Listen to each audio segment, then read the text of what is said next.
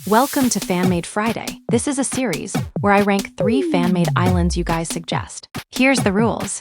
Red equals bad. Orange equals okay. Green equals good. Blue equals better. Gold equals goats. Purple equals perfect.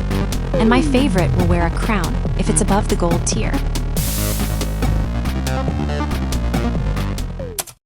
Bum, bum, bum, bum, bum.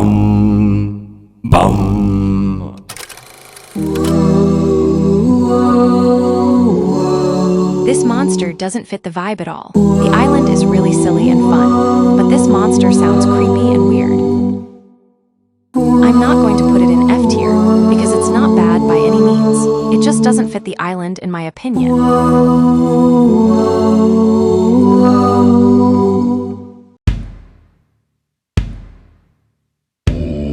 This isn't bad. In fact, it would be higher if it was on an island with a creepy, sinister vibe. Too bad that description doesn't fit this island.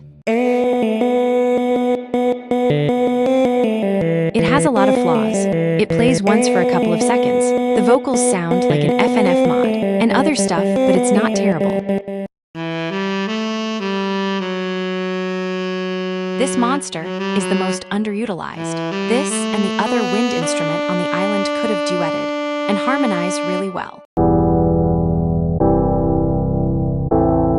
Is it a boring chord progression? Yes, it is, but I like how simple it is because the verse it plays in is very quiet and peaceful.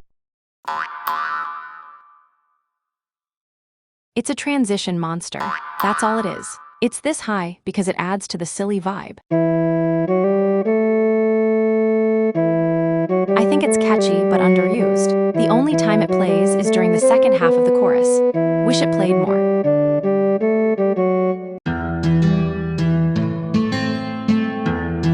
The design is very simple, but I like how well it blends in with timbre, the other string instrument in the full song.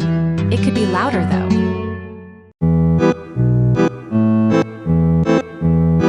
It's pretty good in the chorus, and I think this monster's instrument really adds to the island's overall tone.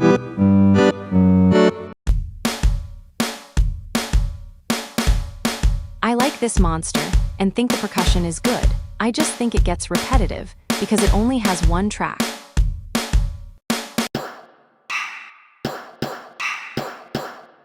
This is basically Stomp but better. It has a fun, interesting design, unique percussion, and has 2 tracks.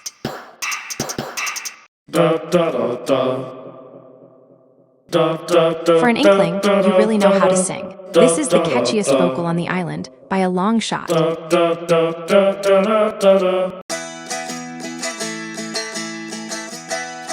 This is my favorite monster on the island. First of all, it carries the song along with Pitter Patter. They're both great background instruments.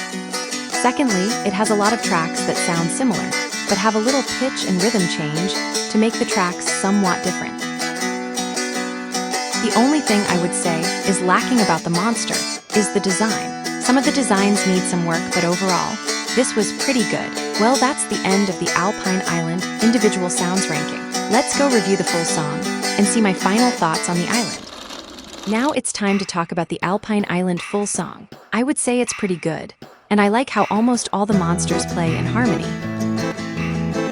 I've already talked about the full song a couple times in the ranking section, but now I can go in depth about what I didn't like. The full song is very messy in the volume department. There's 13 monsters on the island, but you can barely hear half of them. The song would be way better if F-Wog and the giant dipster, forgot his name, were quieter and literally everyone else was louder. But other than that one minor problem, the song only has positives. For example, the monsters' animations. The animations look so lively and fluid. And the background looks great. It sets the mood for the song. That's pretty much all I have to say, so let's go to the next island.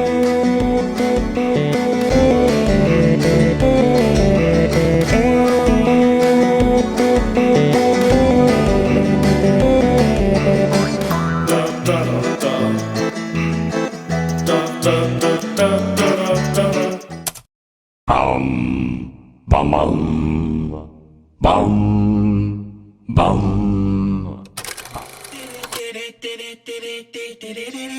This island was really hard to rank. Every monster adds to the song in some way, shape or form.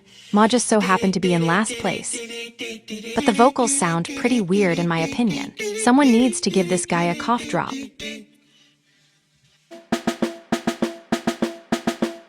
Drumpler isn't that bad, but it's basically just Noggin, but it plays less and has a really repetitive beat. Noggin is higher on the list because the beat isn't as repetitive and it carries the song a lot. Drumpler is kinda quiet.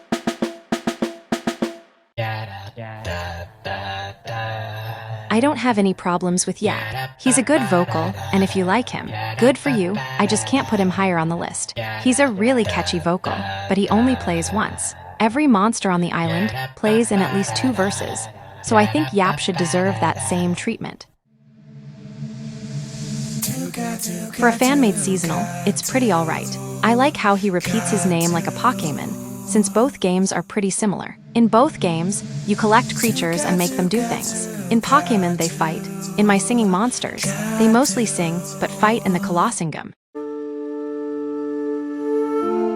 This is the reason I haven't posted Fan-Made Friday in so long. It scared me so bad and gave me so many nightmares.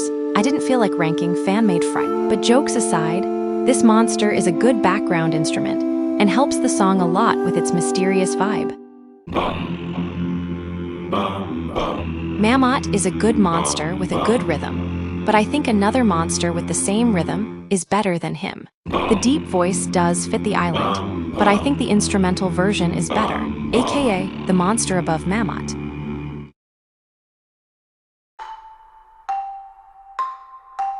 When I first ranked this island, I put this in last place and said, the instrument doesn't fit Dark Island's vibe.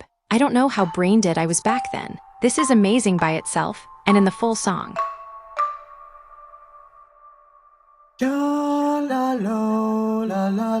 As a regular monster, I think it's alright, but I don't think this fits as the quad. The quads are hard to breed, so when you're trying to breed one, you would expect them to add a lot to the song. This only plays for a maximum 2 verses, before never playing again.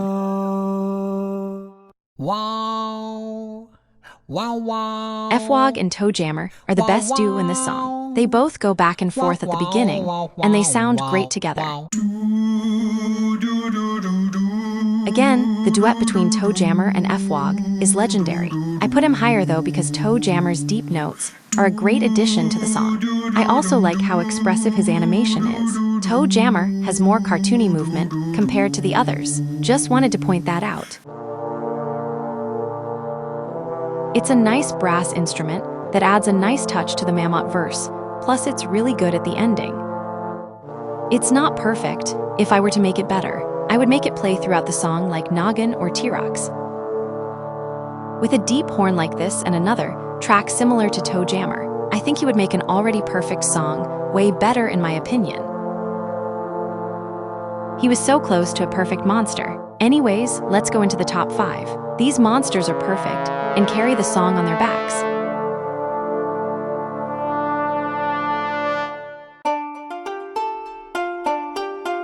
I'm shocked with only 1 track and how much it plays. I thought it would get repetitive, but it doesn't.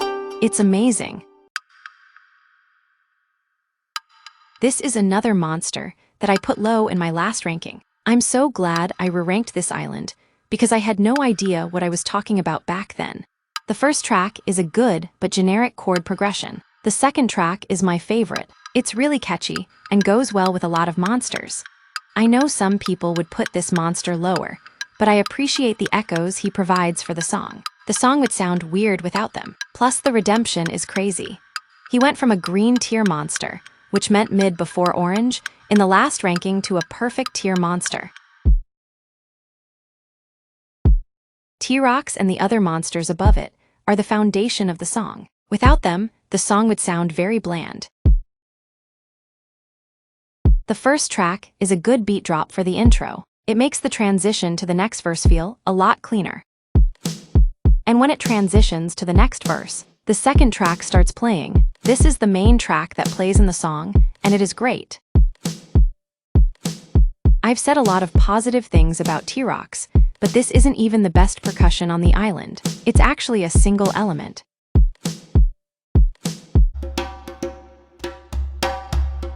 Noggin is a pretty good, chill drum beat that keeps the island afloat. It's nothing crazy like Fire Haven or Tribal Island, but it does help the island a lot. T-Rocks and Noggin are interchangeable, so I won't bash you if you put T-Rocks higher than Noggin in the comments. This is the best fan-made monster I've ever laid my eyes upon. I absolutely adore everything about it, from the sound to the design. The sound absolutely kills it in the full song. The song would be so boring without the catchy rhythm of this monster. And the design, can we talk about that for a second? They did a great job making the single element match the dark theme, and the way it plays is very satisfying. I wish we get more original fan-made islands like this, instead of the same ethereal concepts. That's why this is my top 10 favorite fan-made island. I can't tell you how good this island is. I'll try, but it's hard to describe because it's so amazing.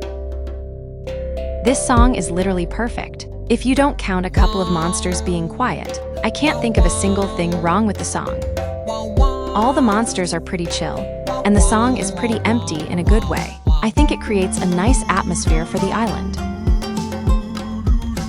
I like how Dark Island's vibe is pretty similar to Light Island's, since the names are opposites to each other. Only difference is that Light Island is on a grander scale. And I like how all the verses flow seamlessly together, like peanut butter being spread on bread. I gotta give huge props to the monsters for making that happen. The fan-made monsters are so unique, and I would love it if they were in the main game. The way they move, and the way they're designed looks so official.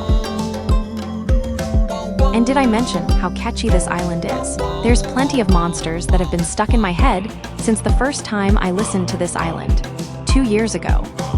But I think that's enough of Dark Island. Let's go to the final island. By the way, I had to replace it since Emerald Island was unfortunately deleted.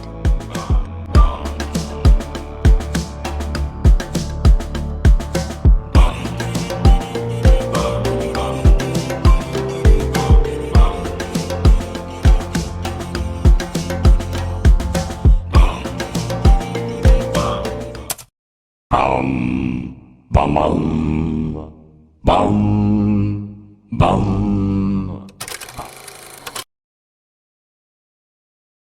3, 2, 1, go. 3, 2, 1, go.